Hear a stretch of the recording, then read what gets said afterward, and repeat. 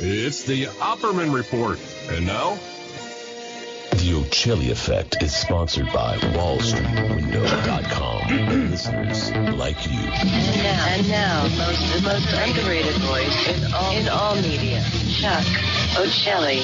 22nd day of October 2023, allegedly, according to that thing we call a calendar. And this is the Ochelli Effect. Hopefully you were looking for the show, but if not, and you just stumbled across it, welcome. Anyway, it's a Sunday. It's weird. I don't usually broadcast on a Sunday. I don't usually record on a Sunday. That is often my day off. But when I had a chance to sit down with an old friend, I said, yeah, let's do this on a Sunday. Ed Opperman, okay? If you haven't heard of the Opperman Report, welcome to the internet, because he's been around a while. And he's been on my show many times. That's good. That's perfect. Excellent grammar there on my part. Anyway, Ed Opperman, private investigator, podcaster, a fighter against the New World Order, his announcements say on his radio show, I think still. Ed, first off, man, how you doing on this fine Sunday afternoon? Oh, yeah, I'm still using that same intro that we recorded 10 years ago. And I am doing very well on this Sunday afternoon. Thank you for working around my schedule. I had to get some stuff done today. I interviewed this kid, Quinn Mitchell. You might have seen him. He's 15 years old. And he's that kid that asked a question to Ron DeSantis, and DeSantis got all pissed off at him and kicked him out of his rally over there. Okay. So I interviewed him this afternoon, so I had some free time this afternoon for you. Great. Well, you're going to put that up on Patreon, because I know you got the active Patreon over there where listeners can go sign up, and I see Opperman Report releases all the time. You hear squeaking behind me, by the way. There's a new little batch of puppies that might chime in during the show. My apologies, but I can't leave them out with the other dogs because they were just born like a week and a half ago. Anyways, just telling you what the noise is. Yeah, and you have it's Patreon/Opperman Report, right? Or is it something else? No, that's it. Opperman Report at Patreon. I got up there some exclusive. Everything we put out Monday to Friday on AM/FM radio, you can find there commercial free. 5 hours of content a week, guaranteed. Nice. Then I do some exclusive stuff. I just interviewed May Pang. It's my second interview with May Pang, John Lennon's ex-girlfriend. Yeah. John Lennon had a wild weekend, the Lost Weekend. I remember hearing about that on the Howard Stern show years ago, because I wasn't a big Beatles fan, but I have to confess I'm a recovering Stern listener from many years ago. Have you listened to him lately, by the way? I got to ask you about I just listened to him today. I was in the car listening to him today. Yeah, I just did a show with the Radio Gunk, who does a whole show about the Howard Stern, too. Man, he has definitely turned into something different since he's been on Sirius FM, over the past, decade now. More than a decade, I think he's been on Sirius, right? Oh, yeah, easily more.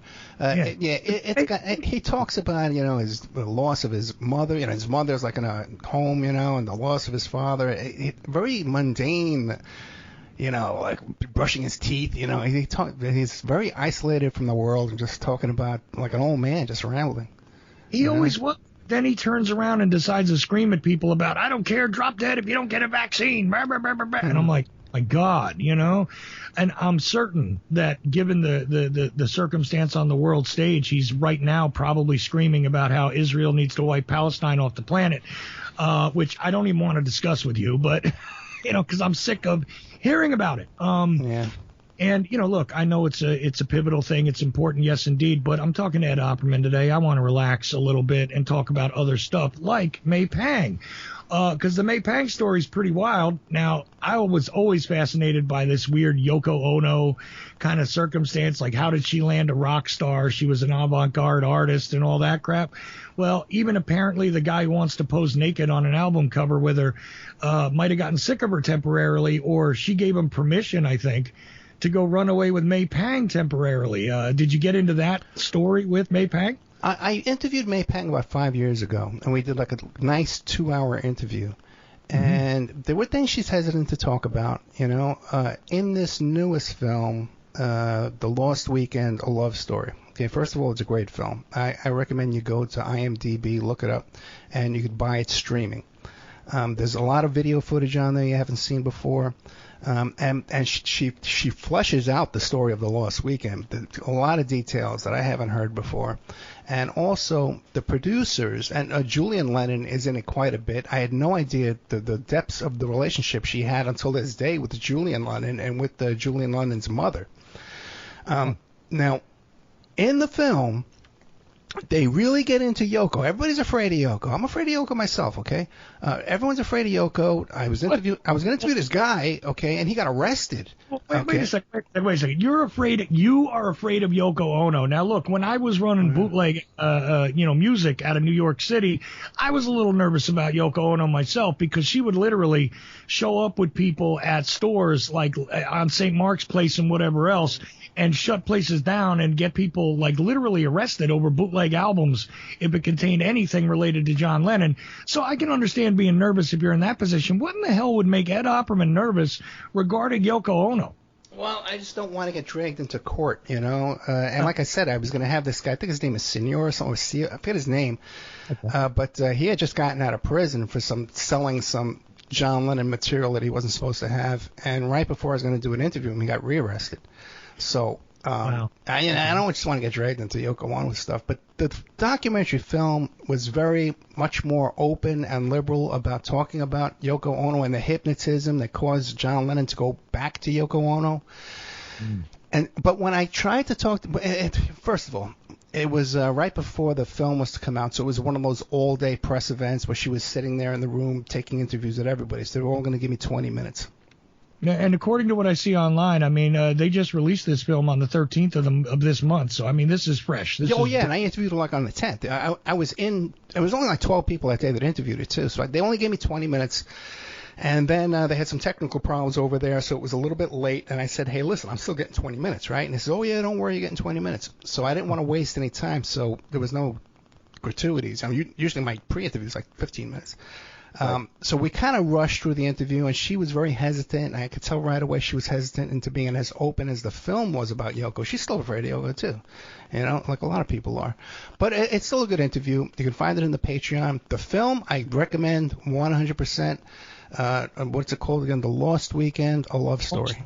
A love story, apparently. And there's a trailer out there that you can find on YouTube. Apparently it's got, a Tribeca Film Festival official selection, okay, and a few other things. But, yeah, let's see. I was looking to see if it maybe won an award already, but no, not yet. But it was nominated for some awards and stuff.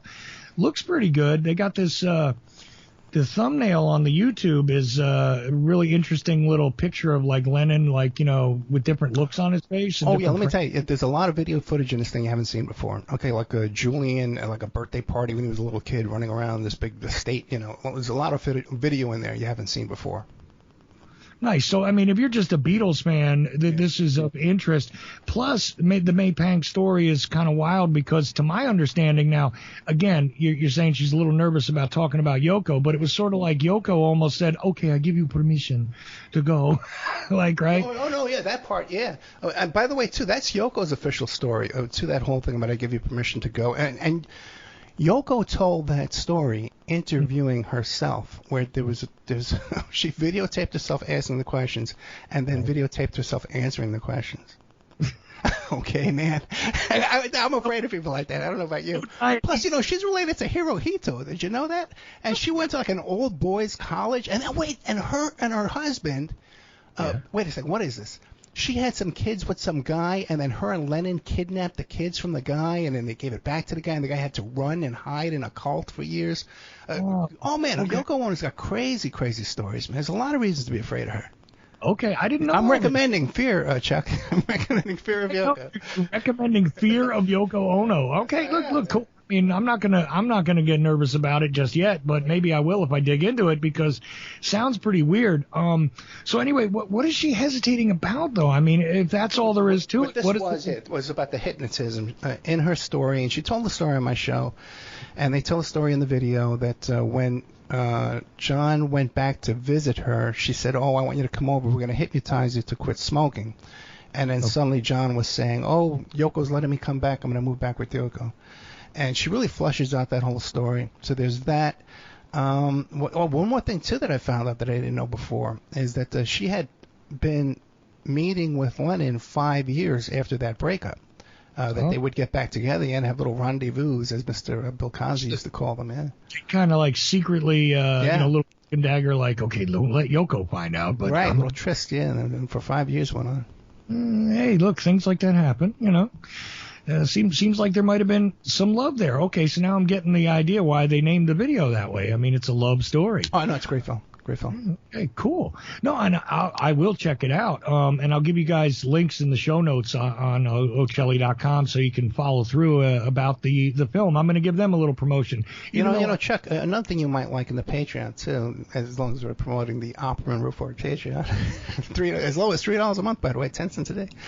I put a lot of free stuff in there too. I have all those videos of Mike Lindell in that deposition where he's freaking out when they call his pillows lumpy. Did you watch those depositions? No, I didn't know about that part. I go to the new release because I'm on your Patreon. Okay. And I go, I'm one of your patrons. Oh, you really? Oh, I didn't know that. Yeah, I'm signed up. You'll find me there. I'm either signed up as Ochelli or the Ochelli Effect. I have 2 accounts with Patreon, but one or the other, I might be signed up as the Ochelli Effect. As a matter of fact, I know I'm signed up as the Ochelli Effect because they deduct it from my Patreon. Right. Anyways, yeah. So I didn't know about this stuff. Yeah, tell me about the extra stuff because I know you mentioned it. No, I put a lot of free stuff up too. Okay, and like I said, all the depositions of Mike Lindell over his lawsuit with the Dominion voting machines, and where he's freaking out at this deposition, throwing tantrums and stuff. And at one point, the attorney says, well, when people call you up to complain about the lumpy pillows, he freaks out. He goes, lumpy pillows? What do you mean lumpy pillows? But so I have all that up there. But I also interviewed the fellow just recently, Mr. Forget his name, Rob from Las Vegas, and he won that cyber symposium where Mike Lindell said, hey, if you can prove that my report here that he bought from a convicted con man, that there's any errors in this report, that there was tampering with the voting equipment there, I'll pay you $5 million. So my guest did prove it. He won, and now Lindell's trying to stiff him. As a matter of fact, I did that interview the day before Lindell went on TV and said that his lawyers all quit. Oh, wow. Well, look, I don't usually do this in public, but I'd love to talk to that guy if he's willing. Oh, yeah, sure, yeah. He's great. Yeah, I'd love to hear from him just to get that story because I read about it and it was like, okay, so he offered $5 million and yeah. And then now he doesn't want to pay. And now he's not paying. Yeah, well, look, he wants to style himself after Trump. I mean, that's not Trump's MO. I mean, this is what the guy does. Okay, yeah, screw you, take me to court, and then he pays 48 cents on the dollar. I happen to know that figure from one of the cases in Jersey. But I remember you told me, yeah. Chuck, another show I bet you would love. I just put it up. You might not have seen it yet. You remember Art Bell, right? Oh, yeah, of course. Okay, yeah. So Art Bell did that story about Mel's Hole. Okay. Do you remember that Mel Waters? He was up in Washington State and he found this hole on his property and it was like 7,000 feet deep and all that kind of nonsense. No, I don't remember that because you know what? The thing that sticks with me with Art Bell, biggest thing of all, is that the guy with the time traveler deal, the John Titor, whatever his name. Right. Yeah. That was crazy, but he had a whole bunch of stuff like this. Tell me about Mel's Hole a little bit. Go ahead. Mel's Hole was this wacky story, and I play the whole call-in. Mel's Hole, Mel Walters was a guest, or Waters it might have been. He was a guest, and then there were callers in, too. So I play pretty much the whole thing, about 30 minutes of that. But my involvement with that, which I try to, insert myself into everything I can, is that I know the guy that wrote that story. And the guy who wrote that story was this crazy guy that was basically stalking Bell. On Alt Bell, Usenet, and used to call message boards. Yeah. Okay. You remember that stuff? Yeah, the Usenet boards. Yeah. And in the mid to late 90s. The late 90s, yeah. Right. Like 97, I think, is my first experience with that. And you could go on there. I was on the JFK boards back then. That was one of the first things I got onto, and then I think other guys traded a homemade porno, like if you had naked pictures of your girlfriend, there was message boards for it. This is the wild days of the internet, and people would trade weird stories. I think that's where, like, creepypasta and all that, like, actually evolved from those message boards, right? Where people were trading, like, this is a true crazy story from my town, and urban legends got spread around. As a matter of fact, I'm taking a look at your Patreon now.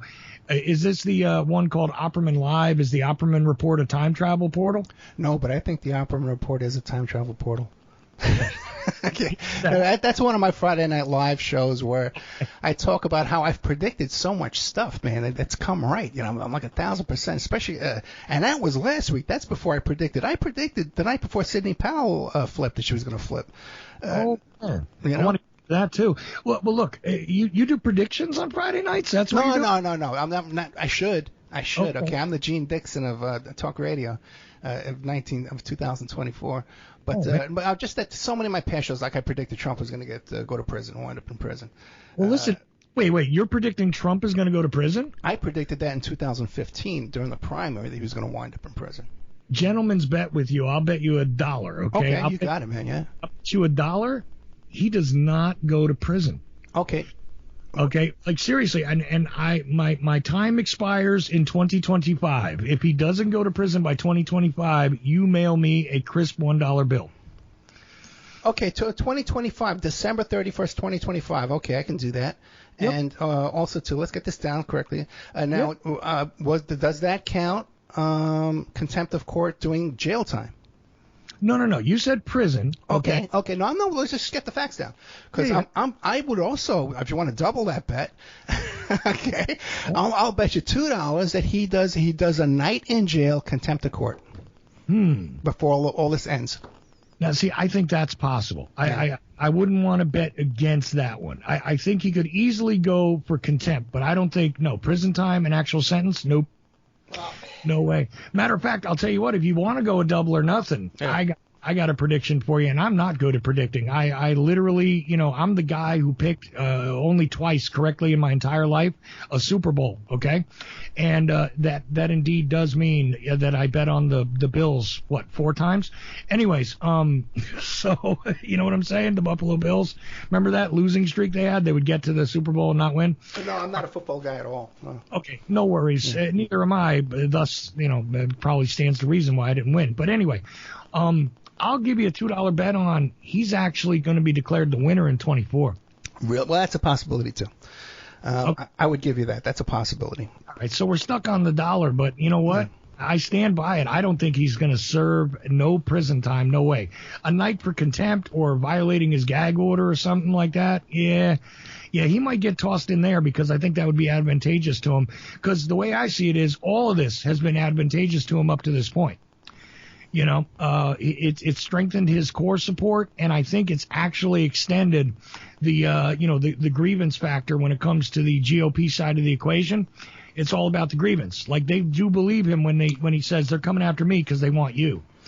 And the whole place. It's a whole mess. But anyway, I'll do that dollar bet though, and if you can think of something else, we'll add to it. Okay. Okay. It's a little running tally as the show goes on. Okay. I'll tell you about my time travel portal with Trump, though. Yes, please. The day after Princess Diana died, I was invited to the U.S. Open, David Dinkins Stadium there to watch the U.S. Open from a friend of mine. Right. And Trump was about 25 feet away. If I would have thrown a rock at him, I could have hit him with a rock. And everyone's supposed to be looking down at the tennis players, but Trump is looking up, and he's talking to these 2 young models. They were very animated talking to Mr. Trump there, but every time I would turn my head, he was staring right at me. Okay, and I had never met him personally at that time whatsoever. I had no connection with Trump or anything. At that time, he should not have known who I am. Okay, unless time travel. Okay, because let me tell you. Okay, this is a time traveling portal. But what I thought it was is that one time I was out with some friends of mine, and there were a bunch of flight attendants, and they had one of those flight attendant parties, apartments in Manhattan. This doesn't have anything to do with Bo Dietl, does it? It does have to do with Bo Dietl. I told you the story before? No. Okay. It does. Bo Dietl's a moment. Yeah, go ahead. Because, again, you and I were kind of in the same area at the same time during certain events, so I can imagine who would be. Which, by the way, I don't know if I'll tell you my Trump story too, which will take about a whole of a minute. But go ahead. that said, well, "You'll never believe who's at our apartment tonight." And I said, "Who?" They said, "Marla Maples." Now, this is the stewardesses said. Yeah, because they had one of those stewardess apartments where people were coming and going all the time, and Marla Maples had just hit the press that Trump was cheating on Ivana, and Marla Maples had to hightail it out of her apartment because the paparazzi was following her around, and she went and hid in the stewardess apartment with 2 garbage bags of her clothes. That's all she had. So I made the joke with a straight face. I says, "Oh, well, let's go in there. We could tap the phones, and then we could sell it to the paparazzi. We could sell it to the National Enquirer." And they all got mad at me. "Oh, you're so cruel. Oh, this poor girl. How could we so bad?" I said, "Who's paying for this night out?" Me. I can make all the bad jokes I want. So wouldn't you know it, a couple of weeks later, I made the same joke to Bo Dietl. And I always assumed that it was Bo who ran to Trump and said, "Hey, Trump, you want me to keep an eye on this guy for you? He wants to tap your phones, blah, blah, blah." That's the typical thing he would do, I was just going to say, Bo Dietl would exactly be the guy who does that. Yeah, go ahead. Give me a little bullshit $2,500 retainer. Yeah. And so I always figured when Trump was staring me down there at the U.S. Open that it was because Bo or someone had gotten to him. But now I don't know, man. I think it could be time travel, and he knows. My work in the Epstein case, my work in the Trump and Epstein lawsuit. He knows I have 2 clients right now in the Stormy Daniels case. All my people put that Stormy Daniels deal together, so he definitely knows who I am now. I'm convinced of that. Keith Schiller, I've done jobs for Keith Schiller. Giuliani knows who I am, so I'm sure Trump knows who I am. See, there you go. That could be the problem right there. I wonder if did I ever tell you that story about the U.S. Intrepid? I don't think so. Oh, it's a good story, man. You'll like this because it involves Roger Stone. Oh. Okay. Yeah, go ahead. Good. It involves another guy we both know, but I'm not going to say his name. Okay. I'm sitting home, right, and I'm watching Trump's going to debate Hillary Clinton at the U.S. Intrepid. Mm-hmm. Now, the U.S. Intrepid is owned by a guy named the Fisher Foundation, Fisher House. Okay. And Fisher is this rich guy in New York. He's a real estate rich guy, and he owns the Intrepid Museum. He commissioned the shuttle to come up part of the Intrepid Museum, stuff like that. And he's got a bunch of stuff in the what they used to call the Garment District, right? I mean, I don't know about that. But he donates money to 9/11 victims, military people and stuff, first responders. And he's got this, I would call it a fetish, where he would hire 100 cops in uniform to run these funerals for his friends and relatives, and show up with their bagpipes and their motorcycles and do all this stuff, and have 100 cops there, in formation. So they give him like a police version of a military funeral kind of deal, and he hires them to go there in their uniforms and probably he would hire them through Keith Schiller, and Keith Schiller later on went to work for Trump's head of security. Then he went to work at the White House, Trump's head of the White House there. He was somehow at a meeting in Iraq. Okay, with the military over there. Okay. So Keith Schiller knows who I am. I've done work for Keith Schiller. And Keith Schiller was pissed off at me and my partner when we went to a little business together, because Keith Schiller had this business where he was controlling all the cops in New York City, and you couldn't dare touch on his little toes. Even with my little tiny business, I had nothing to do with this guy. Anyway, so Keith Schiller was working for Fisher House, he was working for Trump, and now Trump's down there at the Intrepid Museum to do this debate with Hillary Clinton. And who's there in the audience? Trump's guests. You got Paula Jones, Juanita Broderick, that whole bunch. Okay. Oh, when he put those together, okay. Right. Now, I know every one of those people. I've interviewed half of them. Me and Paula Jones had the same agent. The same agent, by the way, Gina Rodriguez, who's a witness in the Stormy Daniels case. She put the Stormy Daniels thing together, okay? All right? That's what a small world all this is. All right? Yeah. You know Juanita, don't you know Danny's, what do you call it, Bill Clinton's black son, basically? No, I never. I tried to get him on years ago when he was real popular, and he would just blow me off over and over. I forget who gave me his name. Oh, I know who it was. That guy, Robert Morrow. So, you got to talk to Danny Williams. I said, how do you pronounce his name? I just told you. You know? That guy's a strange case anyway. Yeah, I know. Have you met him in person? No, I haven't met him in person, but I've had him on the show. He did a great. He did the first show with me about Jeffrey Epstein. Yeah, no, he's one of those guys though. He's kind of like he screams like this is what they didn't know was called autism before, kind of deal. Really? He's like one of those shaky, nervous guys. Really, really quirky, odd presence if you're in a room with him. I've only been in a room with him once. I've interviewed him once on the show, but yeah, he's an odd one. That's interesting. That's interesting. He's an odd guy. Yeah, go ahead though. But Morrow's there. Okay, but putting Bob Morrow aside for a moment, putting him on the shelf, Morrow on the shelf, the Intrepid Museum. So all these Bill Clinton mistresses are sitting around. And who else is there? Keith Schiller's there. Giuliani's there. These are all people who know me. So somehow my name must have come up in that group. Because I get a phone call from a guy,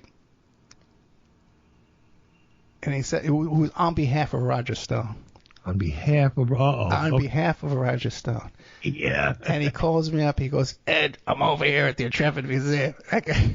Oh, this was the day after Kellyanne Conway. No, the day after the Grab 'Em by the Pussy tape came out.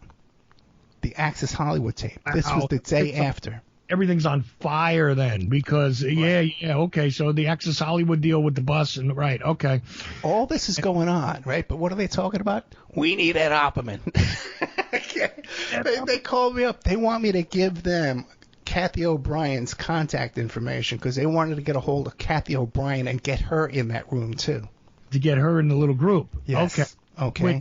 Which, by the way, depending on who it is, I mean, Roger Stone could have a variety of people that volunteer to do stuff for him. I don't know if you know about that little nexus of people, but interesting group of cats that he has coming and going there that, say they're his security, they're representing. Oh, no, yeah. Oh, yeah. I'm in with that whole bunch. I'll tell you about that. Okay. Okay, but the thing is, man, so what the guy says to me, he goes, yeah, that Access Hollywood thing. Kellyanne Conway leaked that because she's fucking CIA. Oh, what? That's what they were. This is what they were doing. This is what they were talking about. This is what was going on before Trump starts debating Hillary at the Intrepid Museum. Oh, man, what a clown show. Right? Oh, my God. Yeah, I mean, can you picture Kellyanne Conway working for the CIA? I don't know, man. I've had people on my show. I found out later on they were CIA. I didn't think they were CIA at the time. I think a lot more people, not actual CIA agents full time, but or sponsored. An asset. Yeah, right. Okay, well, look, anybody could be an asset, okay? Because they'll utilize anyone. You can go through, if you look at what I refer to as the assassination guide. You ever read that thing? I don't think so. About Central and South America, where they talk about the people that they, like to recruit for certain work and all this kind of stuff. They give them indications of the types of people that they're fully willing to employ one way or another. Oh, yeah. In this guidebook, which is too funny because at a certain point it says, you should commit nothing to paper, and you're reading this off of a freaking handbook that they put to paper, right? It's really funny, but yeah. No, they're willing to employ anybody pretty much. It doesn't matter if it's criminals, lowlives, degenerates of any kind, paranoid guys that, actually paranoid guys, they recruited a bunch of them post World War II that were like these like lunatics that were like following everybody around and surveilling people in Germany that weren't even part of the Gestapo and stuff, that were doing it independently. The CIA was recruiting those guys.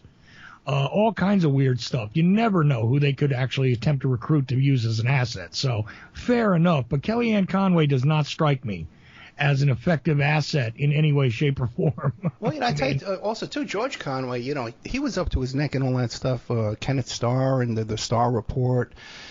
And who was that girl? The 19-year-old... Well, he's one of those people that gets himself, like you were saying, you get yourself, invited to situations. I'm trying not to anymore. I just quit a big job. I just quit a really big thing that's going to be on the news.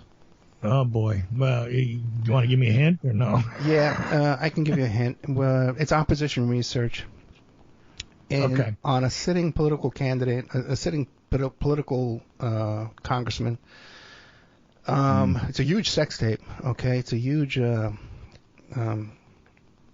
story. And I couldn't, for my own personal reasons and stuff like that, I discontinued my cooperation with this, but I did lay down a good road map There's a very competent young journalist involved in this, and a very prestigious publication.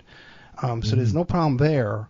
But my involvement, I had to back away. But I did leave a roadmap for them, so I will take credit in the future that I was involved. Okay, the next time I'm a guest on your show, I'll run the whole thing by then. Okay. Yeah. But is it that it was too disturbing, or is it that it was just getting a little too close to people that are a little too greasy? What are we talking here? Kind of why you had to back? Okay, I've been thinking about this. Okay. I'm older now, okay. I'm not the guy I was in 2018. And I don't know if I ever sent you. We were talking about the TV show at the beginning of that TV show. The clip, it says, "Hey, people come to me with their problems, and I fix their problems for them." Right. And I'm really, I'm half the man I was back in 2018. First of all, but the thing is too. Go ahead. No, you look good on that tape. You look nice. No, on that tape I look great. Yeah. You look like you're like what they're trying to portray you as, and you come off as is. I'm Batman. They call me Batman in that thing. But the thing is too, I was in great shape. I was swimming 3 miles. I was hiking, all day long. I was riding my bike for. You didn't strike me as coming from the League of Shadows, but here's the thing. It says to me that you're definitely like a rugged sort of PI guy who's willing to get a little bit down and dirty. And I still am, But the thing is. In the past, okay, like with the Sarah Palin case, I had a client, okay? With the Epstein stuff, I had a client, okay? Pauly Sheen, whatever, Wienergate, all that stuff, I had a client. You had a couple of clients with some of those things, but yeah. Right, but so that, it's not a situation where, okay, if they take out Ed Opperman, the client's just going to hire somebody else, so I'm really not at that high risk. Mm-hmm. Where this situation here, there really was no client. It was me negotiating this for my own benefits, for my own, and it was just very uncomfortable doing that. Okay, and I don't think I'm up for it at this moment in my life. So I backed away from it, but I think the stars were all aligned, and I think that had I pursued it, we may not be seeing this chaos we see right now, okay, in the House of Representatives right now, which I'm taking perfect glee with, I said the other day that Matt Gaetz is a fellow who broke up with his high school girlfriend the night before prom, okay, because he fired Kevin McCarthy there with no replacement in sight, so he breaks up with his high school girlfriend with no date for the prom, and then prom night he went stag, but he fired the limo driver, so he has no ride home. Okay, so which is the same kind of stunt he pulled there with having no one to fill in for Kevin McCarthy there. Yeah, well, he's that kind of guy. I don't need a plan. But it's odd because I would have thought, if it was going to be a sex tape, I would have pointed at a different congressman. But I'll ask you about that maybe off air. See what you got to say, because I'm not going to press you on it. You don't want to reveal it just yet. Oh no, I can't. No, I wouldn't be allowed to do that. I can't talk about any of that stuff. No, but yeah. I just want to throw something at you that I heard, through the grapevine. But we'll get to it. Anyways, so you're telling me about this whole thing with the Intrepid, okay, and that's really fascinating. Oh, my Trump story, I wanted to tell you real fast. You remember back in the time when Trump was working a lot with Vince McMahon, and Vince McMahon was doing this, I don't know, bodybuilding federation crap, right? Yeah. Okay, so anyways, they had this event in Atlantic City, and they had, like a press room and this kind of thing. And then there was another place, I guess, fans could meet the bodybuilders or something, right? It was like Vince McMahon's big next thing. Because he was Mr. Personal Bodybuilder too and all that. Anyways, I got invited there by some of the guys that work security, but not the group that's normally with Trump, like the adjunct guys that he would pick up locally. Okay, same group of guys that would handle, like, say, when the MTV Beach House came to a town, or that kind of stuff. That little group of guys. You know what I'm talking about? Yeah. Okay. So the thing is that they're not connected to Italian businessmen, but they are connected to Italian businessmen, right? They know them, but they don't really work for them. So there's this odd confluence in this private room that was had. There was like a closed off, not a dining room, but like a banquet room there, I guess, okay, at the Trump property. And I got invited to be in there. In this room, there's no press allowed, okay? And everybody's speculating whether Trump's going to come through there, McMahon's going to come through there. Trump himself walks in there. And I happen to be sitting with guys who I don't want to give out their name still. I can tell the story, but I can't give out their name. Anyways, let's just say these were guys who definitely would have known all about the cement stuff that I talked to you about years ago with Trump and everything, right? Okay. And they're just laughing at him. I got to shake Trump's hand. I never wanted to admit it on air. People ask me, hey, you ever meet him? Because you were, near Atlantic City. I never even wanted to admit this because I wasn't sure if I could even tell the story. But the joke was he walks away after, these guys are like snickering at him. And they're going, one thing I can guarantee you is this. He says to one of the guys that I knew said to me, one thing I can guarantee you is this. He'll never stiff us. He stiff everybody else, but not us. That I promise you. And I said, well, why? He said, well, you never read about it in the papers, have you? And then there was a comment about he could also, look, he realizes that I don't care who he is, he'll end up in a trunk. So we never get stiffed. Keep that in mind. That's what he told me. I said, okay. Anyway, I got to shake his hand, though, and his hands aren't that big. Just tell. I believe that 100%. And I don't know if you've ever heard the John Tino story. The name is familiar, but go ahead. I think the author's name is Jeffrey Levine, and he wrote a book about Trump, and about Trump and his women and stuff like that. I had him on the show. And anyway, in the book, he talks about this fellow. His fake name is John Tino, and he used to run the massage parlors in Times Square, like in the early 80s. And Trump used to, according to John Tino, who was organized crime, that Trump would go in there and he would hook him up with this porn star, and Trump would go in. They'd call him Mr. Real Estate, and Trump would have sex with these porn stars. And he said that they were filming everything that was going on in there. And that one time Trump had a threesome with a porn star and a very young girl, like 12, 13 years old. Okay, with a girl there, and they have a film of that. Now, you hear these stories, okay? It's in a book. Mm-hmm. But what makes me believe it, there's a couple of things. When the whole Epstein thing broke, I forget when at one point, either when Epstein died or when he got arrested, the crap hit the fan. I was getting phone calls from everybody. Business Insider was going to my website, downloading the 24-page letter where Epstein said he created the Clinton Foundation, and I was being contacted. BBC interviewed me. I could probably find out if I look up that BBC interview. Yeah. But reporters would come to me, and they were kind of saying, hey, you don't believe that John Tino stuff, do you? And I says, well, what John Tino stuff? Of course I don't believe it. Like I'm trying to fit in, Right. I said, well, what John Tino stuff? And then when I interviewed the guy who wrote the book and mentioned the whole John Tino story, they wouldn't talk about John Tino. Right. I had him on. Then I had his co-author on. First I had the co-author on, and she says, oh, you have to ask the other author. He knows all about John Tino. He worked on that part. I was asleep that day. Okay? You have to talk to him. And he wouldn't talk about it either. It's in the book after the book was published, but that there's something happens, okay, a mystery, where suddenly people don't want to talk about something that's already in the book. Right. Money gets to them in some kind of ways because the woman went on vacation in France for months. I saw that.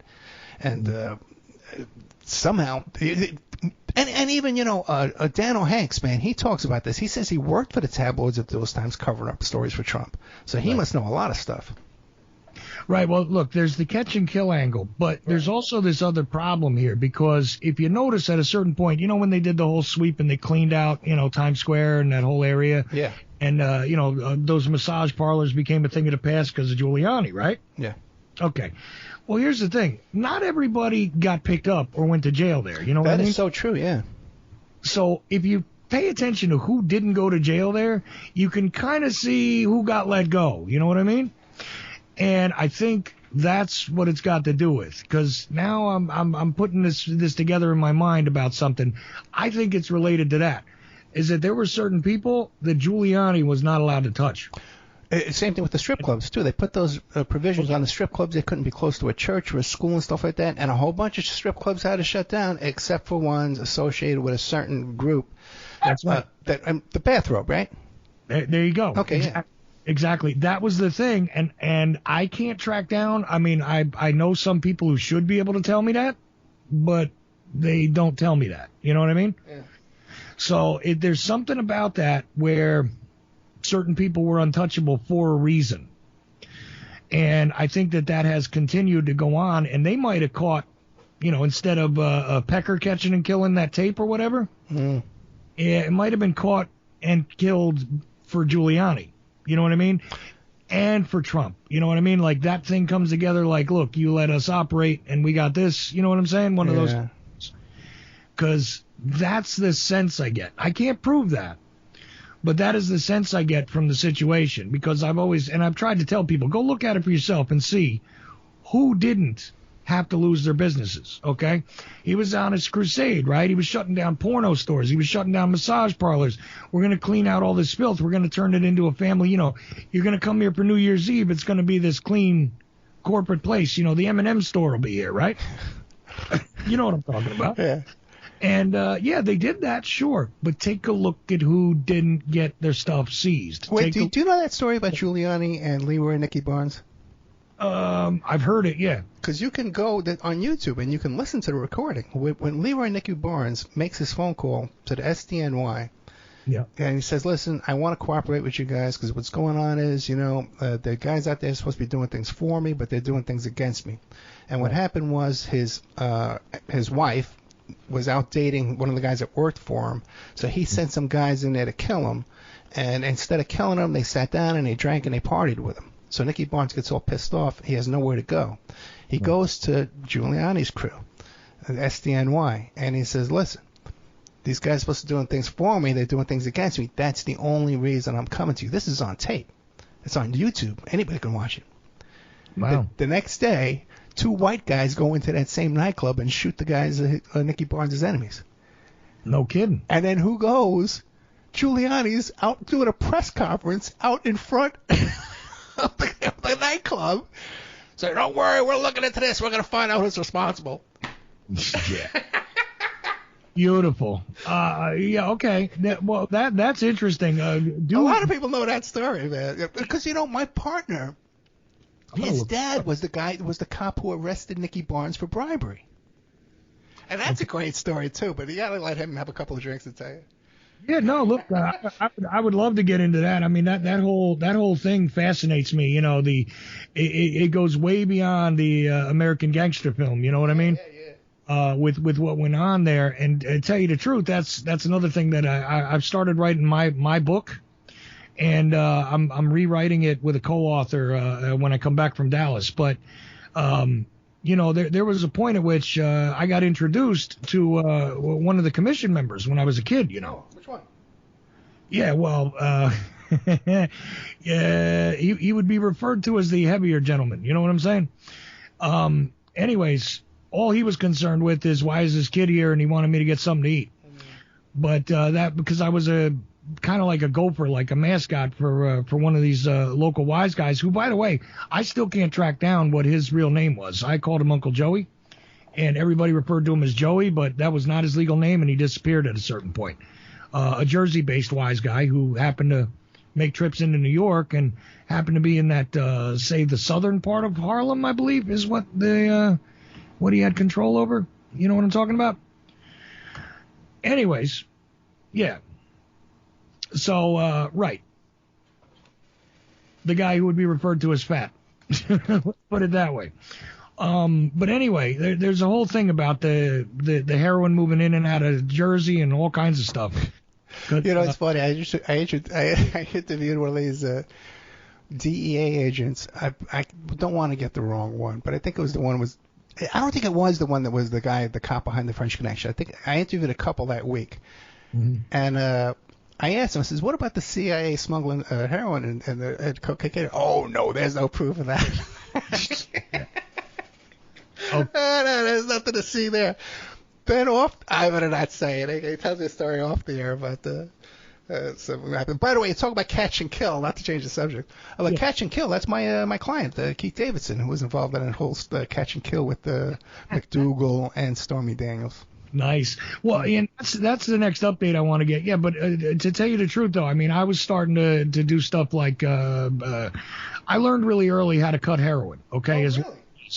And I didn't talk about this for a while, but I felt like it was the chapter in the book is called, look, the drug war has child soldiers too. Okay.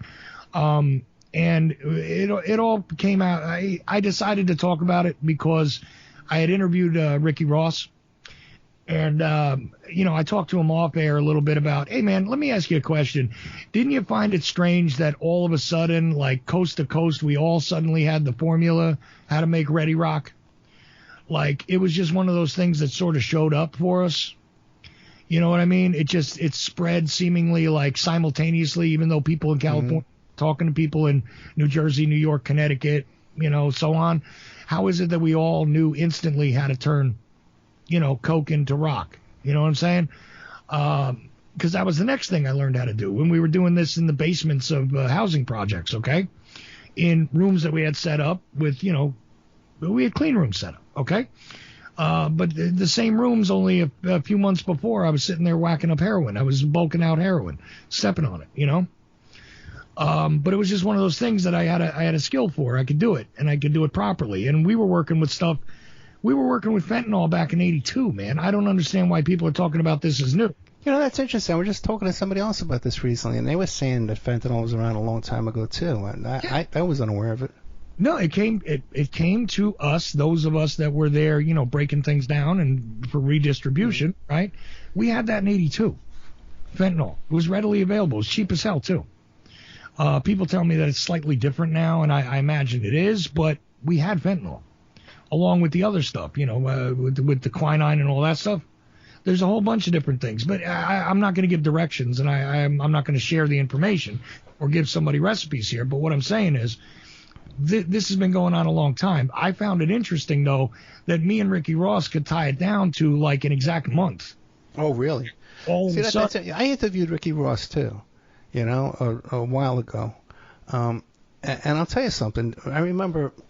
I forget what year. I guess it was in the 80s. It had to be like after 1980 that I was getting the marijuana from the Yippies, and it used to be commercial Colombian, 350 a pound.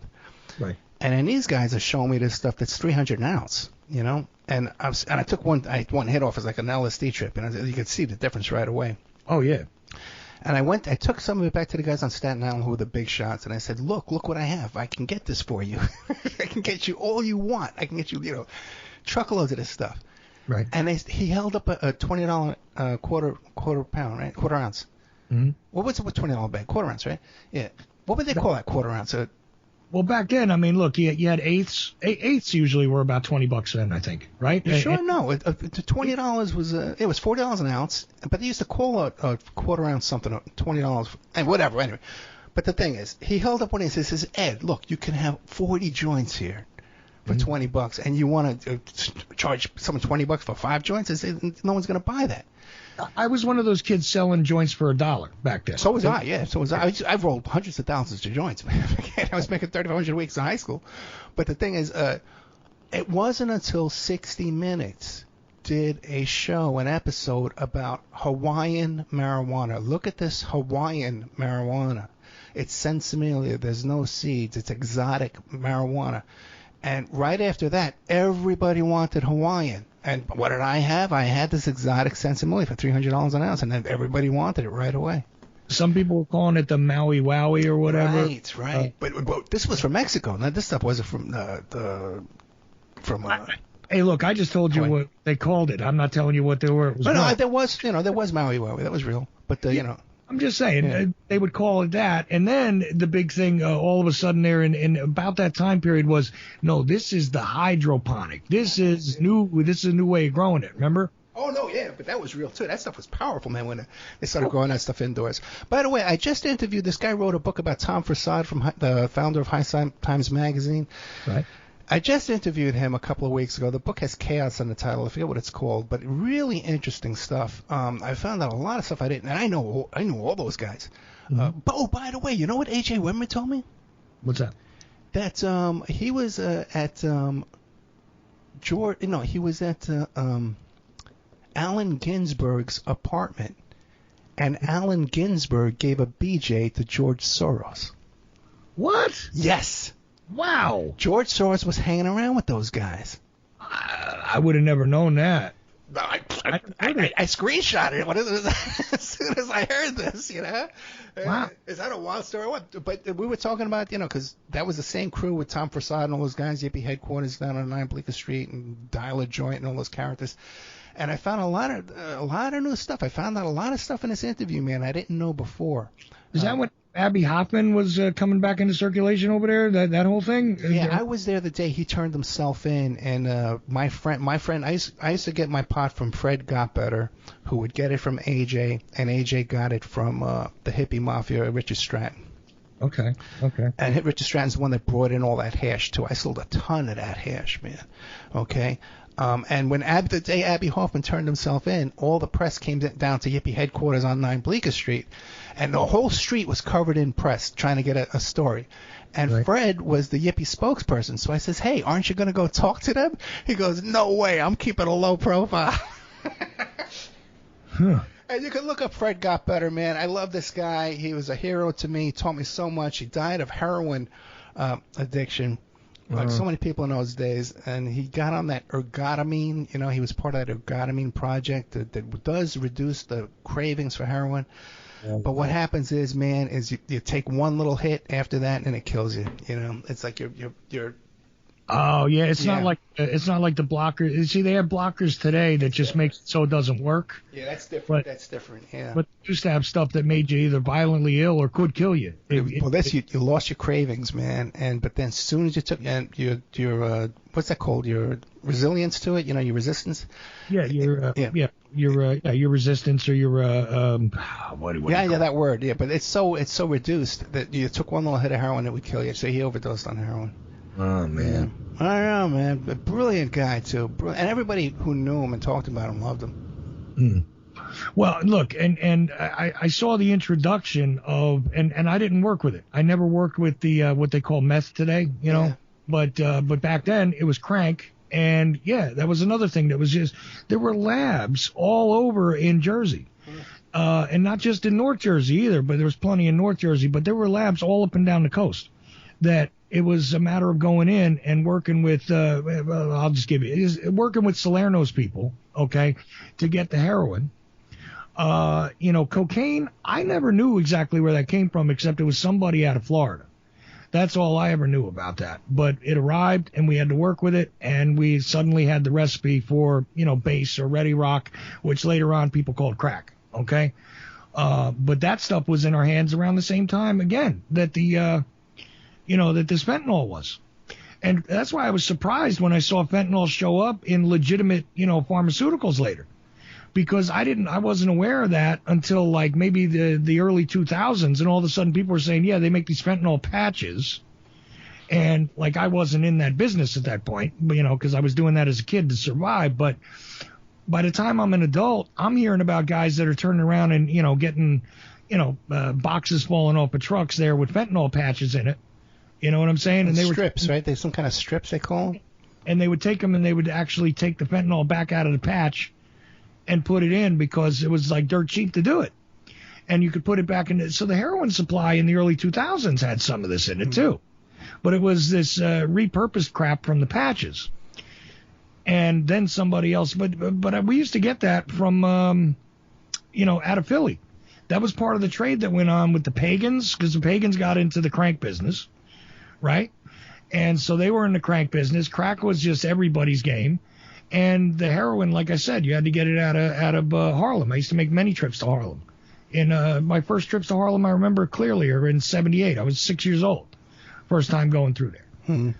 It's a whole weird story. Anyway, but the point is that a lot of this stuff that people think is brand new is not new and used to have much larger networks. Now, the reason why I bring all this up is because Nicky Barnes and all those people, that was all that stuff that was involved before, right? So it was sort of like still working off of the back of that and still getting whatever the Sicilians were getting out of that, wherever their supply was coming from, was massively supplying like the whole, Northeast pretty much out of Harlem. So anyway, it's just one of those things. But like I said, commiserating with Ricky Ross made me realize that, you know what? We all got the same information. It was like urban chemistry got shared simultaneously across the whole country. And it wasn't like, oh, of course, gangbangers talk to each other and stuff. I got nothing to do with gangbangers on the West Coast. But yet, the same month, I've got that information that somebody's teaching me how to do it in a basement in a tenement in Jersey that he's learning out there on the West Coast, except he was a smarter business guy. You know, I was just a kid. Mm-hmm.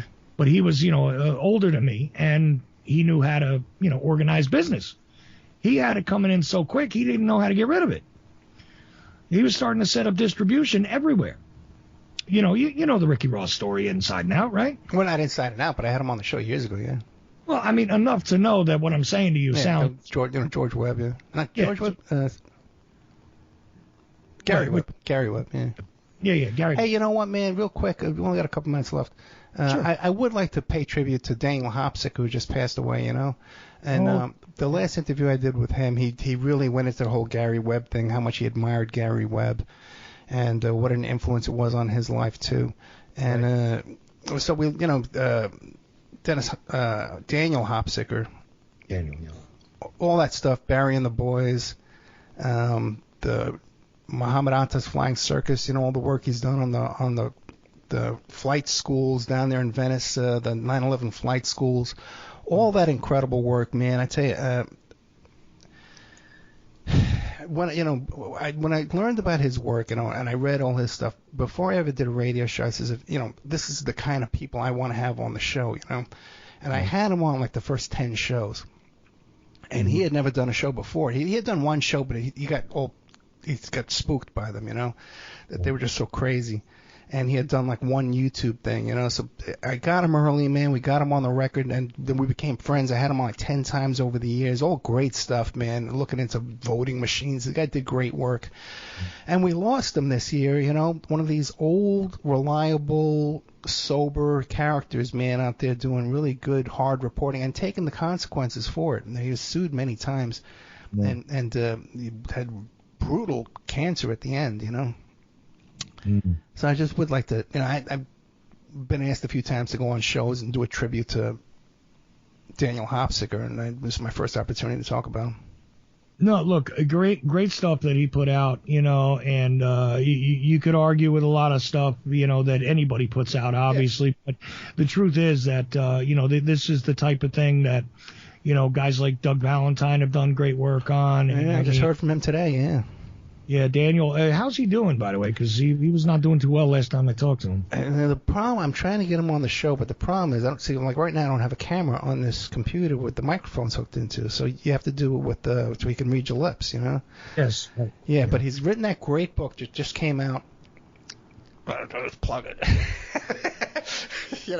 The new book by Doug Valentine that just came out just very, very recently. I got a copy over here. Okay. You looking to see what the title is? Yes, I am, because I have a very bad memory. Okay. Yeah. Valentine Mice. Oh, no, not that one. Pisces Moon, The Dark Arts of Empire. And, he was just contacting me today talking about this. I know you don't want to talk about it either, but this Israeli genocide going on and how this is textbook Project Phoenix, And, okay, so that's the, Places Moon, that one? Pisces Moon, The Dark Arts of Empire, yeah. Yeah, blind guy trying to read on the fly. Yeah.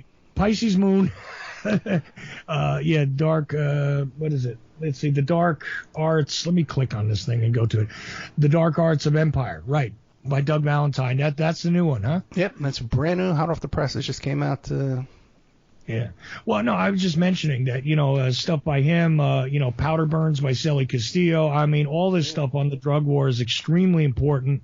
What do you call it? Daniel got into the Hassenfuss story and all that too, right? Which one? Not the which Hassenfuss? The CIA pilot guy. Oh yeah, definitely. Yeah.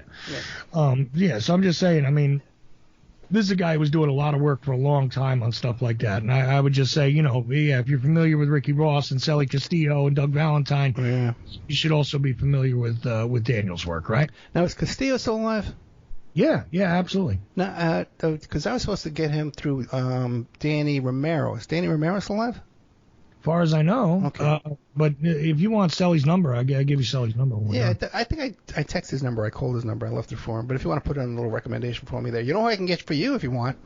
Who's that? QAnon Shaman. You know what? I would talk to him. But let me just ask you this: is he still like committed to that whole thing? Is he still like all in? Yeah, he is. He's a nice guy though, man. He's a sincere guy. Crazy. You know, I asked him a question about a wolf or something like that, and he went on forever. About the Yellowstone, he went on forever. Okay. Okay. But the thing is, it's funny because he came on my show, and he says, "Yeah, I'm still for Trump," because it says in his Wikipedia he had abandoned Trump, and his lawyer said he was no longer supporting Trump. He comes on my show, he says, "Oh no, I'm for Trump." 3 months later, TMZ. QAnon Shaman, still for Trump. No mention of the poor Ed Opperman. No, just the Rodney Dangerfield of radio. Get some respect. I was going to say before, this happens to you a lot, doesn't it? No, man. There's been a bunch of times where, like, I remember a couple of years, no, more than a couple of years ago, probably 5-6 years ago, you were on my show and you mentioned something. And the next thing I know is, like, maybe a week later, it was this breaking headline. I know. And, like, you were, like, sending me a text on Skype, like, damn it, you see this? Look at this. And I was like, oh, wow, yeah, you mentioned that on my show, like. Yeah, I had the Bill Clinton mistress came on and said that Hillary Clinton had an abortion, or maybe it was 2 abortions after Chelsea was born, and then Rush Limbaugh says it, and then he has. It's kind of not mine anymore. Yeah. Another one was Joe Scarborough was talking about my Steve Bannon porn and meth house, about the padlocks on the inside of the house. No one talked about that before I had it. And stuff, right? The Bannon stuff was this one time too with you, where it was like, wait a minute, you just told all this stuff on my show, but like, and it was like a month later before. I know. Before it was like, oh look, according to it was like, no, not Breitbart. What do you call it? The other guy, the guy who never changed his stuff and died. The guy who still got like the 1995 version of his website up. What's his name? Pat Drudge? Yeah, Drudge. It goes on Drudge, and they're like, Drudge revealed, and I'm like, Drudge revealed? Opperman had it on 3 weeks ago. What are you talking about? Well, like I said, we did the first show on Epstein, man, with Robert Morrow. That's the only guest I could find that even knew the name Jeffrey Epstein back in 2013. Nobody knew the name. That's something that I was talking to just real fast, because that lawsuit is still ongoing, right? And I saw a settlement not too long ago with the banks and all this. And I got Pierce Redmond on, and we were sitting there talking about you, actually, and saying, you know what, if it wasn't for like Ed Opperman, I would have never known about this. And then it becomes this massive headline, and I'm waiting for Opperman to pop up on TV next, because he had all this stuff that they're like digging around going, oh, we found out about this. And I'm like, yeah, I knew that. I know that woman's name. They're like, we know for the first time. Here's a victim showing up at Ghislaine Maxwell's trial and all this other stuff. And I'm going, all these different, documentaries and everything coming out. Nobody went to Opperman. What's going on? That's a good question. It makes you wonder, right? What was I going to say? But let me tell you something. Stephen Hoffenberg, who was Jeffrey Epstein's original partner back there at Tower Financial, and it was a scam. It was a Ponzi scheme, but he was left holding the bag. Everybody else skated. Rudy Giuliani was the Tower Financial corporate attorney, paid $1 million a year. You can Google from night and day. You're not going to find that anywhere on Google. But Stephen Hoffenberg wrote that check, and Stephen Hoffenberg told me that information on tape on my show several times. So there's no doubt about the accuracy. Well, that's the wild thing with you is, like I said, you're always ahead of the curve, which, by the way, if you were to be able to get to Dallas, in November from the 17th to the 19th, because I really hope that you're going to post this on your Opperman feed. You can put it on Patreon, whatever you want to do with it, because it's going to be a free show out to my listeners as well. But if somebody's in Dallas and they want to come meet me, I'm going to be at the JFK Lancer Conference from the 17th to the 19th, and I'm promoting that all this month. I've got some interesting guests. I'm going to have John Newman on this coming week, and I've had plenty of interesting guests recently about it. But I'm going to be the MC of that conference and kind of running breakout rooms, panels, the media room, all this stuff going on because it's the 60th anniversary of the execution of John F. Kennedy there in public in Dallas, Texas in 1963. And also happens to be the 10th anniversary of the Ochelli effect. So I'm going to be giving out goodies for anybody who comes in to support and meet me there at the conference. Hell, if you want to meet me outside the conference, get in touch with me. And if you just happen to be in Dallas, I'll sign something for you or get you an Ochelli effect hat or whatever. If you're a supporter of the show or you're somebody who's, interested and wants to go check out the conference, by all means, come on in and do that because there are loads of speakers going to be there and I'm going to be introducing everybody. And again, there's going to be panel discussions. Like I said, John Newman will be there, a whole bunch of other guys, some well-known, and the youngest guy I've ever seen give a presentation, a guy who's 14 years old. Mm-hmm. I'm actually satisfied is well-versed in the photographic evidence in the case. That's a rarity right there. I'll tell you that. And the youngest presenter I've ever seen at a conference, a 14-year-old guy named Alex Harris, is going to do a presentation there on the Dallas Cinema Associates film. But anyway, a lot of interesting stuff coming up there. There's a lawsuit still ongoing with the Biden administration regarding the JFK records and the crap that we've been handed so far and all that documentation we've been through. Just wanted to let your listeners know that and, of course, remind mine once again. Well, wait, explain to me again. It's called the Lancer? JFK Lancer.